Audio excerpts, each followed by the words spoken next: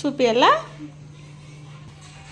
ఈరోజు Sunday dinner special పూరీలు, ఇంకా చికెన్, ఇది మటన్, ఇది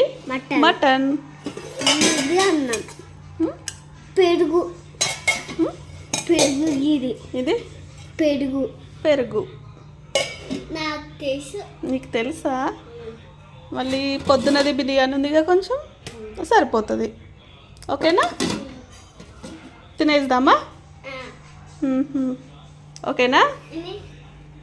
హ్యాపీనా?